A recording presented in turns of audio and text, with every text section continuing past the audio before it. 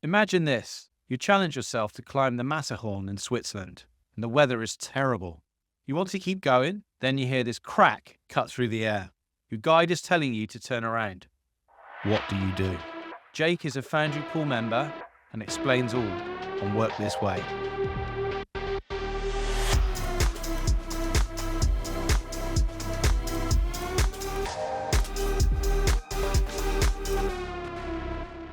In this episode of Work This Way by Foundry, we're joined by Jake Mattock, a man preparing for one of the toughest endurance challenges out there, rowing across the Indian Ocean. Jake will set off from Australia with his mates, aiming to reach Tanzania around 100 days later. He'll face unpredictable weather, rough seas, and physical exhaustion, all as part of a charity fundraiser, supporting a cause close to his heart. Hey Jake, welcome and thanks for joining us. I'm 29 and holding on to it because I'm turning 30 in 4 months' time. And yeah, I work in the sustainability space. So I work for a data company that helps companies account for their carbon. And I'm working on a passion project of my own, which is setting a world record by rowing across the Indian Ocean. And between those two things, that's 95% of my life. I've got a little present for you. We really appreciate you coming on Work This Way by Foundry. We love you here in Poole. Jake, obviously, you're a Foundry member. We really appreciate that. We love this town. We're massive supporters of what's going on in Bournemouth, Christchurch and Poole. Obviously, with Legal in General, our co-founders who own the Dolphin Centre, which is where we are sat today, where we are recording. I think about that a lot because actually, you roll back a couple of years, it seems strange that we'd have a recording studio in a shopping centre, which is becoming much more of a community asset now. So we're all very proud at Foundry and at Legal in General Investment Management. Everything that's going on here at the Dolphin is fantastic for the town. And I think what's really interesting is we're bringing brilliant people like you back into Poole Town Centre. So I've got this book. This book is a gift from us to you. It's a book by Matt Garman. Matt is a Foundry member and ambassador in Sussex in our Foundry Eastbourne location. I know Matt because I did a training row last year with Matt and fellow dads who rowed the Atlantic for the Talisker. Yes. And I think it was combined age of 156 years between them. And I did a training row between Seaford and Brighton. And I can tell you, 6 hours, it broke me. So 8,500 kilometres, 90 days. I absolutely take my hat off to you guys and we wish you all the best. But here's a book. It's a really interesting book. It's called The Unconventional Journey to Leadership. Who's a good friend of ours, a Foundry member and an all-round top bloke. I love it. I really appreciate it. Thanks for having me on. And I think it's crazy to think that it all just started with a day pass. So for me, just having builders in at home and it being too loud to work from home. And I just thought, where can I go for a day? Book the day pass here, and just the friendly faces, having a natter with people, being able to be in the mixer of the Dolphin Centre, just go and grab some food. I was like, that was quite nice. I might go and get another day pass. So I got another day pass the following week. And after seeing a few familiar faces and having some coffee chats, having a chill on the sofa, going for a walk with somebody on lunch, the thing you get with a co-working space that I love the most is I get to socialize with people in a work setting who aren't my colleagues. I love my colleagues, but also it's nice to not talk about our jobs every single day. It's nice to hear what other people are up to inside and outside of work, and you really get that in a space like this. So now I'm here like every day because I really enjoy it. I know that Emma, Kirsty, Carly, Josh and the Poole team absolutely love having you as a member. How did you end up in Poole? Where are you originally from? What's your story? Oh, my story is here, there and everywhere, to be honest. So it's how far back do you go? I went to school and grew up in the Cotswolds. So Chipping Norton, if anybody knows of it. Diddley Squat, right? Yeah, Jerry Reed Clarkson's made very Shellington. famous. Yeah, that's it. Yeah, actually used to live probably a 7 or 8 minute walk from where Diddley Squat is now. I went to school in Bourton on the Water, and I just wanted to get out of the Cotswolds as quickly as I could because it's lovely, but when you're 18, it's just too slow. I moved to Hammersmith and I worked in Fulham Broadway Centre. My first ever job was as a personal trainer. I've always been into my fitness, and I was really excited to be in the fitness industry. What I didn't enjoy was how little we got paid. Yeah. And the working hours is super unsociable to be working as a PT, because everybody wants to do their sessions when they finish work, and that's when you can hang out with people. So all my free time I was spent walking around parks with no friends. I didn't know anybody in London either. But very quickly, one of my clients offered me a job in sales, and that really catapulted me into something new. It was in the head office of an estate agency, and I tried out estate agency, I tried out recruitment, I tried selling trading education. I got fired from that. I tried to start something on my own. I wanted to start a business back in the fitness industry where I would have produced fitness videos that people could do anywhere. They could do them at home, they could do them in the gym. Would have been brilliant. My execution wasn't great. We got a GoPro camera. Me and my best bud at the time, he was a physical training instructor in the Air Force, so he was highly qualified to help teach people. We just had probably a little bit too much fun trying to create the content in the end. And we didn't want to knuckle down and edit it all together. And the nitty-gritty of creating a course and getting it online was hard. Filming it and producing the stuff was good. Bit. Exactly. Yeah. I got a job selling advertising in in-flight magazines for Virgin Atlantic. Oh, wow. Tried selling Forex. Moved into a big corporate called Gartner. I had like a big consulting company. Right. And that was probably the first time I consider myself to have started something that was a career. There's some things like recruitment I tried out for 3 months. Yeah. So I love the dynamism here. That doesn't work. Let's move on. Fail fast. Don't like that bit. Let's try something else. I can go anywhere. Yeah. First I went to Wales and I moved in at Bridgend because Wow. it was near Porthcawl and I wanted to learn to surf. Yeah. Just wanted to be by the Great sea. surf. Yeah. It's wicked. And I really enjoyed it. But as I moved on to a personal passion project of mine, which is I want to row across the ocean and I want to challenge myself in some adventure activities, one of the biggest and most difficult things I had to do was move back in with my mum, who lives near Poole in Cranbourne. I really enjoy it around here, and I actually enjoy living with my mum. She's a housemate these days. It's different when you're 29. Lovely. Was a single guy dating, but I found it was actually really difficult for me to say to someone, I live with my mum. I'm like embarrassed to do that. Everyone has to take a side step sometimes. So about 18 months ago, I had a tough time mentally because looking at where I was at, ticking the boxes, I feel like I'm doing a good job in a good company, earning a good salary, living by myself somewhere that I want to be. But I felt like I was lacking purpose, and there was a difference between what I thought I was capable of and what I was actually achieving. And I really just was racking my brains because I didn't just want to get promoted and earn more money because it wasn't really filling that hole. And I was really trying to figure out what I wanted to do. I've always go back to the thing that inspired me in the first place, which is I've been into fitness. Right? The first job I wanted to do was be a personal trainer and be in fitness. And I tell myself I'm capable, but that I haven't actually done anything in that sector. Yeah. Yeah. But it's a sector that you love, you're passionate about in your personal life. So I set across 3 things that I thought would inspire me. One of them was I wanted to run a marathon, but I like to do things just a little bit differently. So wanted to do it on a frozen lake because it's an excuse to get out and experience something different. That was something that in my mind, I was like, that's not a challenge. It's going to be something that I know I can do. The Matterhorn challenge. What happened there? If you fail to run a marathon, you just stop. But this is the first time that I've actually gone and done something where failure could be, it's actually quite dangerous. Yeah. And you're out in the elements and you're at the mercy of Mother Nature to a certain extent. And actually what stopped us from summiting, on the day, there were no other people on the mountain. It was just me and the guide that I'd paid to get me up there. Wow. I felt really confident in my ability, and obviously I felt confident in the guide. There's no way I could have done it on my own. You would get lost on that mountain unless you have the experience. Like, it's not simple to get up there or down. Were you scared? I actually was quite surprised in how confident I felt on the mountain. I think I would have been scared if I didn't have a guide. The thing that scared me the most was on the way down, we heard the rock fall. and there was no one else on the mountain, so no one had kicked it or caused it. It was just this crunch and crashing of rocks behind me somewhere, and I was like, that is terrifying. Get me off this mountain.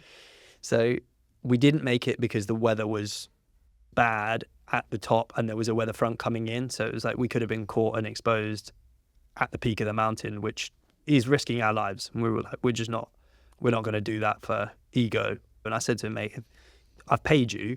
Don't feel like because you have to tell me we can't go to the top that you're not got what you're worth. Why do you choose to do it?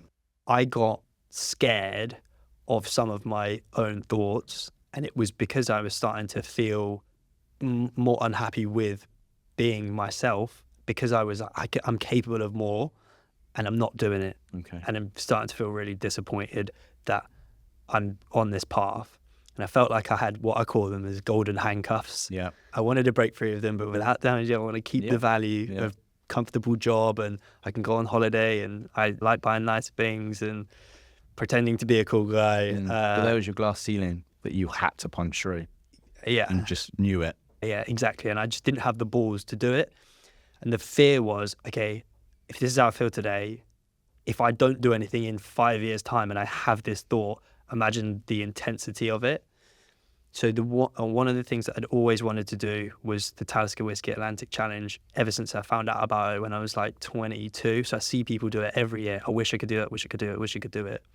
This was actually the piece of advice from the business coach, because he said to me, we were trying to get to the bottom of what business I might like to start. Where's my passion? What will I involve myself in, and not give up? Because you're going to need something that drives you when it sucks. I'm sure you know that more than anyone. Yeah, very well. And he said, okay, let's say you've made your first 100,000. What are you going to invest it in? And I said, I'd buy a boat and I'd row across the ocean. Oh, here we go. And he said, you need to stop taking a detour of trying to set up a business, because you won't win, because you're competing with people who would have reinvested that £100,000 in their business and all these other things. And you just want to row across the ocean, so go straight for it. And that's exactly what I did. Why are you completing this row of the Indian Ocean? Is the challenge for your own sanity? Oh, absolutely. Yeah, it's for my own sanity. And I'm setting myself up so that when I've finished and it's done, I'm not at that point, what do you call it? Tyson Fury syndrome or gold medal syndrome, of when you're so focused on something, you feel like you have the purpose. And then once you get it, it stops. So I realized I have these golden handcuffs. And then there was something he mentioned around, no one will take on a challenge that they don't think that they can do. I was like, it probably is true. Everything that I have done, to some degree, even though I know it might be hard, like a marathon, I go, I could do it if I trained, and I will do it. Okay, cool. But then with the row, I was like, if I say I'm going to do it, I don't know how. And there's something in that, I think, where I proved to myself that I had to do more than just train. I had to believe in something that I didn't actually think I could do. Yeah. And it's crazy how even just from posting it the first moment, you go like, I'm going to do this, and people say, shut up. And then you keep going, and here I am a year later, and I can hardly believe that the money's in place, the boat, the team, and I planned my sabbatical and all that stuff.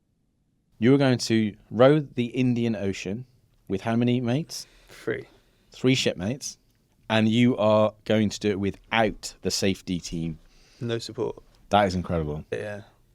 I also remember talking to Matt and the team that rowed across the Atlantic last year, and their biggest fear wasn't being lost at sea. It wasn't the obvious things. It was the boat being hit or spiked from below by a marlin. Yeah. And they showed me these corks that they were used to effectively cork the leak. Yeah. That's terrifying. Yeah, mine is actually like because I know that we're likely to get washed off the boat at some point. For me, it's the leash that attaches you, because we're going to be tired and deluded, and we do 2 hours on, 2 hours off. I have this just fear that I have forgotten to connect it, and I'm rowing and I get washed off, and I'll be in the moment that I get washed off, I'll be quite chilled. I've surfed and whatever. I'm fine. You're fine in the water. Washed by the wave. But what I'm waiting for is the tension to go, okay, boom. And it just doesn't happen. And then I'm surface and the boat gets a bit further and a bit further away. We're setting a record by choosing this route specifically. It reminds me a little bit of swimming in the Olympics because, you might set the record in freestyle, but then there's a different record for breaststroke for doing the same thing. Yeah. And so the way it works in ocean rowing is you've got classic style boats and you've got open class boats, and the way that they're designed, the way that they're shaped is different. So if somebody gets the record across the Atlantic in an open class boat, which is more modern and a different shape to a classic, you can have two different records for the same crossing with different times. We're going across the Indian Ocean, and most people who've done the Indian Ocean, when I say most people, it's like 30. Yeah, it's like going to the moon, right? Yeah, it's not many. So they finish in Mauritius, and it's an extra 1,000 kilometers to go to mainland Africa, to Tanzania, where we're finishing, and only one person has ever done that so far, and he did it in an open class. So if we do it in a classic class between the four of us, so long as we make it to the finish, we will set a record. So we don't have to worry about time so much. So 4 of you on the boat, 8,000 odd kilometers, 90 something days is a target. No support. You're out there on your own. You've got your rations. Yeah. You're all going to bulk up. Yeah. You're going to come back ripped. You're going to get to Tanzania. Then we'll do a video call. Yeah, Spoke to your family, of course. Yeah, that would be amazing. Good. Which charity are you aligned to on this? Yeah, so we're raising for a couple of charities. Right. And my friends and part of the team are military. We're raising for Fisher House and Diving with the Injured. So Diving with the Injured help take injured military personnel who've maybe lost limbs. They take them scuba diving. And with the adventurous vein through all of these challenges, I've called it the adventure antidote because I think that adventure is the antidote to lots of things. And so for these guys who have been very physical in their endeavors, who've now lost that ability to go scuba diving, gives them that sense of freedom again. And without such a force of gravity, you can get on without those limbs. And then Fisher House actually take care of the injured personnel from the military and their families whilst they're being taken care of at University Hospitals Birmingham. Right. And that's the umbrella. So we're raising for University Hospitals Birmingham, and then the money will go to Fisher House and to Diving with the Injured. Tell us about the adventure antidote. Where did this come from? So after I had the conversation with my business coach, who said, you need to go straight for rowing the Indian Ocean, I put together the 3 challenges and I started to think, how do I want people to see this? How do I want to get the message out there? I know I wanted it to be about adventure, but I wanted it to be about how adventure has some healing qualities to the stresses of the modern world that I was experiencing. So corporate culture, the culture of needing to keep up with everybody else, even just physical health. I find that some people, for example, are nervous to go to the gym because it's intimidating. It's much less nerve-wracking to just go for a hike in the woods. Sure. And so I branded it as the adventure antidote, and that is what I've called the course of the marathon, the mountain, and the row, and it helps me to put into words and articulate the message behind actually getting involved in these challenges. And it could be big things from taking on a challenge like the Indian Ocean, or it can be as simple as going out climbing, going out hiking, going surfing, something like that. How long have you owned businesses versus being good question. employed? I left school at 15. I worked for my dad. I think my dad, the record was he sacked me 7 times in one day. 7 times in a day? That was the record. Do you remember what 7 things you did? No, let's not go there on this. And my dad's younger brother ran a gaming machine business in London, and I grew up in Bristol. And one morning, it was about 6:30 in the morning, and I was getting in my Hilux pickup. I was probably 17, just passed my test, and I was going off to swing a hammer all day. And my dad's younger brother, Uncle Kevin, said, "What are you doing that for? We've just started to bring in these new Who Wants to Be a Millionaire machines." And I was like, "That sounds really cool. What are you doing tonight?" So off we went for a beer and a napkin, and we wrote a business plan, and we started a business together. And I was 17. So ever since then, I've pretty much worked for myself. You've hired a lot of people. Yeah. Yeah. So when you see that, because this is something that, as I'm 29 now, and I struggled, it's particularly as I was around 25, 26, because my CV was basically personal trainer for a bit, estate agent for a bit, recruitment for a bit, selling Forex for a bit. And the thing that I found really hard was I feel like I'm capable and I have an ambition to do big things, and I want to do something where I feel like I contribute, and I want to do something that I feel proud of. But what I don't have is a role model or any mentor that's guiding me in what is possible. Mm-hmm. So I'm having to just find out myself that this sucks. You can see the dynamism in your journey. You've failed fast, you've failed forwards, you've gone to the next thing, you've identified corporate world is not for you. Yeah, there's a lot in that. For me, it's all about the individual. It's all about your outlook. I'm looking at your potential. It's still so difficult. It's still our single biggest challenge will always be people. And we've got great people in this business and we're growing quickly. So naturally, people are a big focus for us. Jake, a lot of depth in adventure, antidote, and the rationale behind it. Really interesting. And thanks for being so honest and candid about your journey. Can you commercialize this adventure antidote? What's next for you? At the moment, I'm keeping my mind as open as I can. I'm working in the sustainability space right now in terms of like how I'm actually making money day to day, my day job. And from being in that space, I can see tons of opportunity. The adventure antidote and the challenges mean a lot to me. And so I guess like I'm somewhere in between right now. Sure. Right? Between that Venn diagram of what does the world need? What do I find my passions are? What do I enjoy? What am I good at? And what can I make money in? And so maybe they remain separate because one I prefer as a passion. Yep. But if I can find that overlap, then yeah, 100%. What do you do day to day at the moment, apart from the adventure antidote? So day to day, I'm working for a company called Thrust Carbon, and they're a carbon accounting data company across the world, but particularly in Europe and the States. Companies are having to account for the emissions that they produce. There are incoming regulations now that mean you not only have to pledge to hit net zero, and this covers everything from waste management to the emissions that you produce, but you have to show the actions that you're taking to actually hit that number. So we specialize in helping companies to measure the amount of carbon that they produce from their business travel. Like all of us, there's lows and there's highs, there's hard times, there's good times. Give us a high point. Having a sales career definitely means that there have been a few high points. And the one thing that I always remember was when I was selling the advertising space for Ink Global, I really sucked at that job. And it was hard work. It was one of those boiler room, 100 calls a day. And then in the evening, I'd have to prep my list of 100 people to call the next day.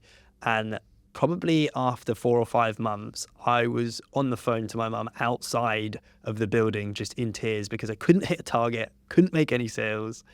And I know this is sounding like a low point, but what happened was I had the conversation with my manager where it was, what are we doing here?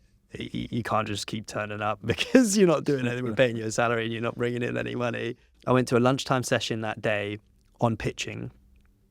And I had this idea because there's a clothing company called Bowden. Yeah. They had a campaign which was holiday as a state of mind on their website and on some billboards. And I've just thought that should be in an airline magazine, 100%. And I remember calling the director of marketing and pitching to them that their client, the people that buy Bowden, fly Virgin Atlantic, your campaign is holiday as a state of mind. People go on holiday. It's silly that it's not on there. And I closed a record deal.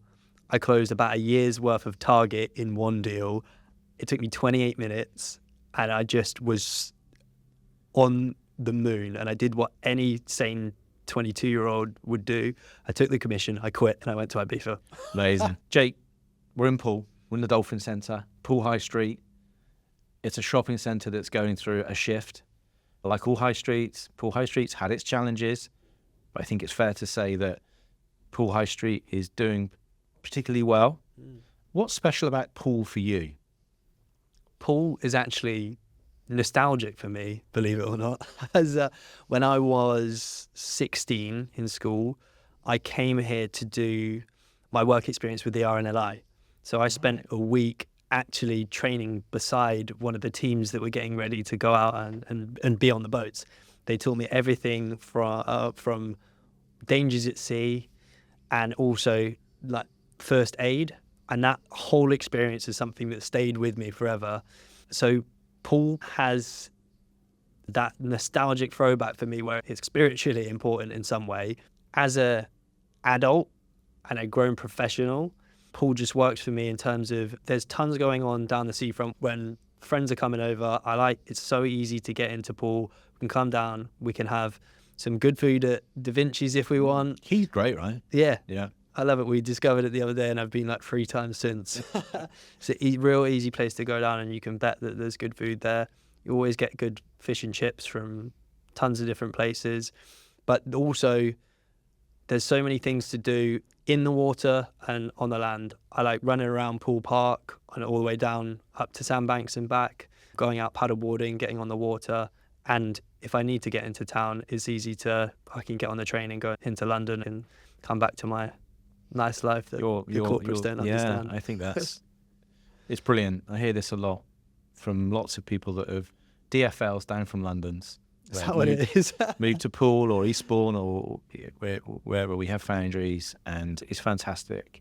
And these small seaside towns that are going through a shift. It's encouraging to see Poole on its own journey and in many ways bucking the trend.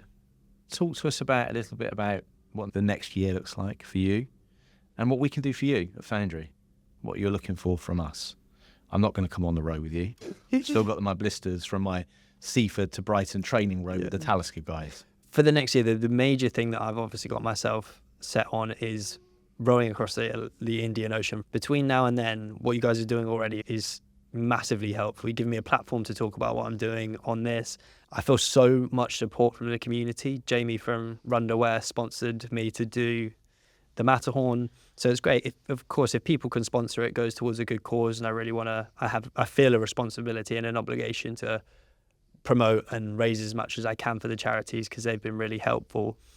I think the thing that people can do that I think would also propagate beyond themselves is the one thing I wanted to do was try to set a goal that wasn't financial and that was aligned to a purpose of mine, that then if I lost my jobs and I started to feel like my self-worth was attached to that, I would have something else to lean back on.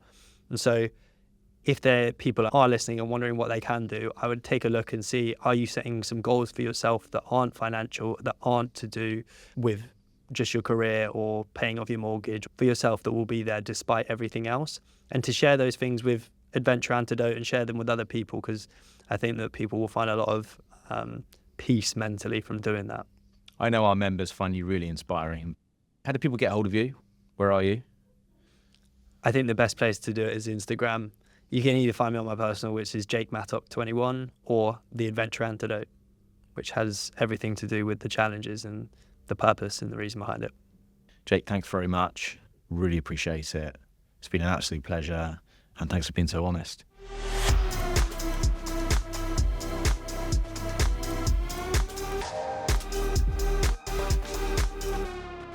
Well, Jake, thanks a lot for joining us on Work This Way. Your story is a reminder of what determination, purpose, and grit can achieve. Hey, listeners, are you ready to take on a challenge like Jake? Thanks for listening to Work This Way by Foundry. This episode was recorded in Foundry Poole and hosted by me, Adam Walker, edited by Josh Hall, and produced by Gary James. Here's a not-so-extreme challenge for you.